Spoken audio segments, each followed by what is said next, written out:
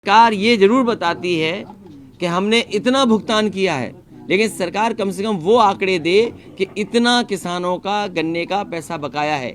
और इस सरकार में जहां बिजली महंगी हो गई हो, खाद महंगी हो गई हो और कोई भी इंतजाम मंडी का नहीं किया, कहते हैं मंडी को सॉफ्टवेयर से जोड़ दिया। सच्चाई यह है कि मंडी व्यवस्था को बर्बाद कर दिया। अभी गेहूं की खरीद में कहीं भी सरकारी खरीद नहीं हुई। सरकार बड़े बड़े उद्योगपतियों से मिल गई, बड़े बड़े कारोबारियों से मिलकर के पूरा का पूरा उत्तर प्रदेश का गेहूं खरीदवा दिया गया। इसलिए ये सरकार जहां किसानों की मदद करनी चाहिए थी, किसानों को धोखा दिया।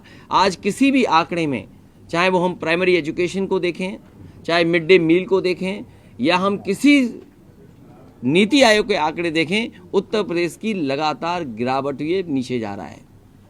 प्राइमरी एजुकेशन में अभी तक किताबें नहीं बंट पाई। अक्षय पात्रा का नाम ले रहे थे नेता सदन, मुख्यमंत्री जी कह रहे थे कि अक्षय पात्रा जैसी संस्थाओं को जोड़ा। मैं उनसे जानना चाहता हूं कि अक्षय पात्रा से जो किचन का मॉडर्नाइजेशन हो रहा था, जो समाजवादी सरकार में दिया गया था, वो सब काम छीन लिया इन्होंने। मुझे याद है जब मथुरा का उद्घाटन हुआ, मुझे याद है लखनऊ का अक्षय पात्रा की किचन का उद्घाटन हुआ, उसी समय उत्तर प्रदेश में 10, जिसमें आजमगढ़ शामिल था, जिसमें कन्नौज शामिल था, रामपुर शामिल था, कई जिले उत्तर प्रदेश के थे जहां पर अक्षय पात्रा के माध्यम से खाना बनना था, मिड डे मील बनना था। इस सरकार ने पूरा का पूरा उसको खत्म कर दिया। किताबें ये नहीं बांट पाए, ड्रेसेस ये नहीं दे पाए, जूते ये नहीं दे पाए, मोजे ये नहीं दे पाए, और जो पढ़ाई कर रहे हैं बच्चे वो केवल दलित और पिछड़े वर्ग के हैं, और जो संपन्न लोग हैं वो प्राइमरी एजुकेशन छोड़ के जा चुके हैं। जहां तक पुलिस की भर्ती का सवाल है, जितनी साफ सुथरी पुलिस भर्ती समाजवादी सरकार में हुई उतनी कभी नहीं हो सकती थी। लेकिन हमारे पिछड़े और दलित भाई नौजवान याद रखें, समाजवादी सरकार में मेरिट से भर्ती हुई थी, और जो रिजल्ट बना था वो पहले की आरक्षण व्यवस्था के हिसाब से रिजल्ट बना था। लेकिन जैसे ही भारतीय जनता पार्टी की सरकार आई, इन्होंने आरक्षण व्यवस्था को बदल दिया, जिसके कारण जो पिछड़े वर्ग के और दलित नौजवान जनरल में नौकरी पा गए थे, इनकी व्यवस्था बदलने से उन नौजवानों की नौकरी छीन ली गई।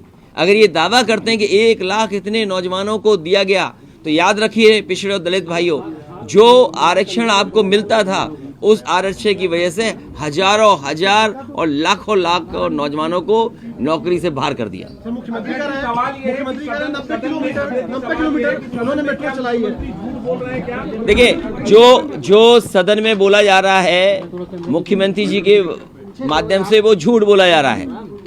लखनऊ की मेट्रो वहीं तक जाती है और वापस आ जाती है। कानपुर की मेट्रो भी समाजवादी सरकार में शुरू हुआ था। आपकी आगरा की भी समाजवादी सरकार का ही डीपीआर और सब कुछ तैयारी कर दी थी। तो ये सरकार काम रोकने वाली सरकार है। इनसे पूछिए कि आपने कौन सा बड़ा फैसला काम कर करके दिखाया है। ये समाजवादियों के ही एक्सप्रेसवे बने हैं, जिसकी वजह से आज उत्तर प्रदेश में दिखाई दे रहे हैं, और दावा ये करते हैं कि नेशनलिस्ट हैं, राष्ट्रवादी हैं। अरे हम खुद सैनिक स्कूल से पढ़े, मिलिट्री स्कूल से पढ़े, हम राष्ट्रवादी नहीं हैं। हमने देश का सड़क पर उतार दिया ऐसा हवाई जहाज जो एयरफोर्स को इमरजेंसी में या समय होगा उस समय काम आएगा। मुख्यमंत्री ने कहा प्रदेश के विकास में सबको साथ आना चाहिए। आपको ग्राउंड ब्रेकिंग सेरेमनी में आमंत्रित किया है उन्होंने, किया। देखिए, मैं इसलिए नहीं जाना चाहूँगा। हमारा जो इंडस्ट्रियल पॉलिसी थी, ये बताएं कि पहले की इंडस्ट्रियल पॉलिसी से इन्वेस्टमेंट ज़्यादा आया है कि इनकी इंडस्ट्रियल पॉलिसी से इन्वेस्टमेंट ज़्यादा आया। उदाहरण के लिए इन्होंने कहा कि बुंदेलखंड में सोलर एनर्जी का एक बड़े पैमाने पे काम शुरू होगा। अगर सोलर एनर्जी पे काम होना शुरू हो रहा है तो सरकार की योजना क्या है और बजट के लिए पैसा क्या है? बजट में पैसा नहीं दिया, आप कैसे उम्मीद करोगे कि इन्वेस्टमेंट आ जाएगा? दूसरा, जिसमें करोड़ों करोड़ गरीब चलते हैं, समाजवादी सरकार में बस स्टैंड बनना शुरू हो गए थे। नए मॉडर्न बस स्टैंड कैसे बने?